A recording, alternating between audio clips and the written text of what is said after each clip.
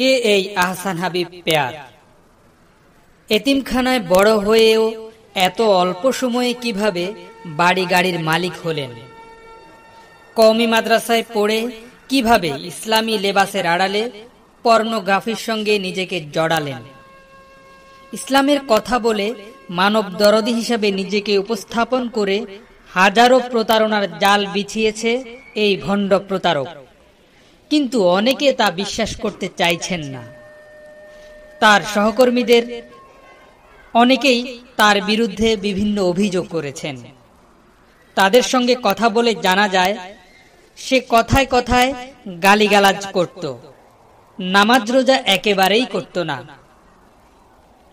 গত মঙ্গলবার দিবাগত রাতে রাজধানীর খিলগাঁও এলাকা থেকে পুলিশের কাউন্টার টেরোরিজমের সাইবার ক্রাইম ইউনিট আসামি পিয়ারকে গ্রেপ্তার করে।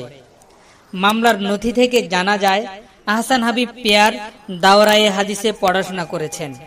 নিজেকে HPTVর সাংবাদিক বলে পরিচয় দিতেন এবং নিজের ইউটিউব চ্যানেলে ধর্মের কথা বলে জনপ্রিয়তা অর্জন করেন পিয়ার। এছাড়া নিজেকে আল জাজিরার ক্রাইম রিপোর্টার হিসাবেও উপস্থাপন করতেন এবং বলতেন তিনি ঢাকা বিশ্ববিদ্যালয়ের ছাত্র।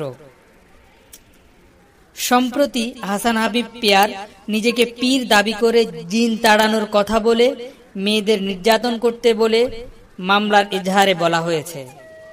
এছাড়া বিভিন্ন সময় মেয়েদের সঙ্গে সামাজিক যোগাযোগ মাধ্যমে যৌন উত্তেজক কথা বলে এবং পরে এদের অনেককে নিজ বাসায় এনে প্রতারণা করে যৌন সম্পর্ক স্থাপন করতেন। এই ঘটনায় পিয়ারের বিরুদ্ধে খিলগাঁও থানায় তথ্য ও যোগাযোগ প্রযুক্তি এবং পর্নোগ্রাফি নিয়ন্ত্রণ আইনে মামলা করেছেন একাধিক ভুক্তভোগী তরুণী। বিভিন্ন তরুণী তাদের বক্তব্য ইউটিউবে তুলে ধরেছেন এবং যারা তার সঙ্গে কাজ করেছেন তারাও ইউটিউবে তার বিভিন্ন প্রতারণার বিষয়ে কথা বলছেন। কিন্তু যারা তার ভক্ত, বিশেষ করে প্রবাসী বাংলাদেশিরা আহসান হাবিব পেয়ার ষড়যন্ত্রের শিকার বলে দাবি করছেন। আসলে ঘটনা কি? আপনাকে আরো কিছু দূর এগোতে হবে। সঙ্গে থাকুন আমাদের সঙ্গে, আমরা আপনাদেরকে একের পর এক ঘটনাগুলো জানিয়ে দেব।